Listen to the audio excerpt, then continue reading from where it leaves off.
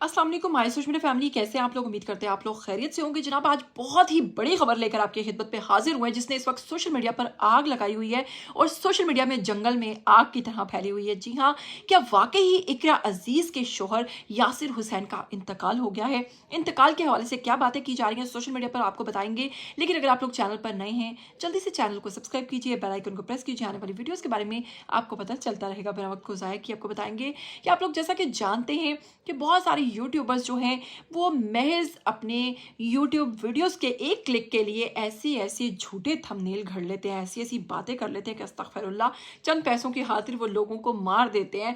और ये एक बहुत ही अफसोसनाक पहलू है और यकीन कीजिए कि वो लोग शर्मिंदा भी नहीं होते कि जब हमारी ऑडियंस, हमारे फॉलोअर्स पढ़ेंगे और खबर झूठी निकलेगी तो हमारी क्या इज्जत रहेगी। खैर, आपको बताएंगे कि यासिर हुसैन खुद की मौत के बारे में फट पड़े हैं और उनकी एक स्टेटमेंट सोशल मीडिया पर बहुत ज्यादा वायरल हो रही है, जिस पर लोग उन पर भी बहुत ज्यादा तनकीद कर रहे हैं कि यासिर हुसैन को ऐसा नहीं बोलना चाहिए। बताएंगे आपको कि असल में मामला क्या है।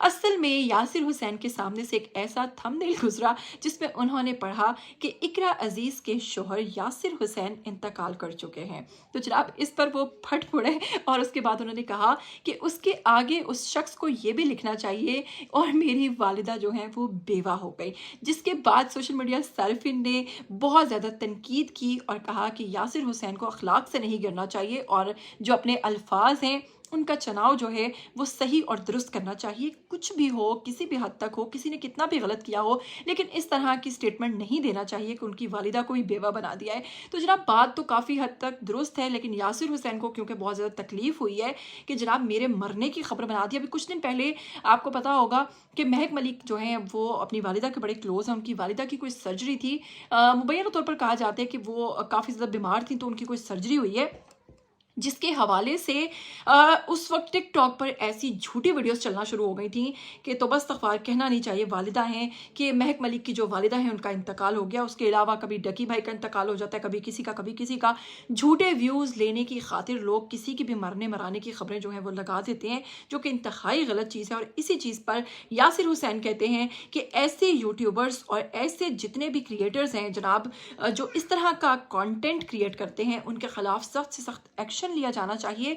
और पाकिस्तान के अंदर एक शख्स है जिसने जनाब कहते हैं कि पहली जो है वो एफआईआर भी दर्ज करवा दी, जिसमें उसने इस चीज़ की रिक्वेस्ट की है। उसने एक एप्लीकेशन दर्ज करवाई जिसमें उसने कहा है कि पाकिस्तान के अंदर स्पेशली यूट्यूब को बैन होना चाहिए, बंद होना चाहिए, क्योंकि यहाँ पर हर दूसरा शख्स जो है वो यूट्यूबर बना हुआ है। उनके लिए प्रॉपर एक लाइसेंस होना चाहिए, बिना लाइसेंस के कोई भी कोई खबर ब्रेक ना कर सके, क्योंकि इससे बहुत सारे लोग जो हैं उनके डेफिनेटली उनके वो बहुत ज़्यादा खराबियाँ पैदा हो रही हैं और कोई भी खबर कोई भी बनाकर घड़ कर अपने चैनल पर लगा देता है, जिससे लोग जो हैं वो अखलाकी तौर पर बहुत ज़्यादा मुतासिर हो रहे हैं।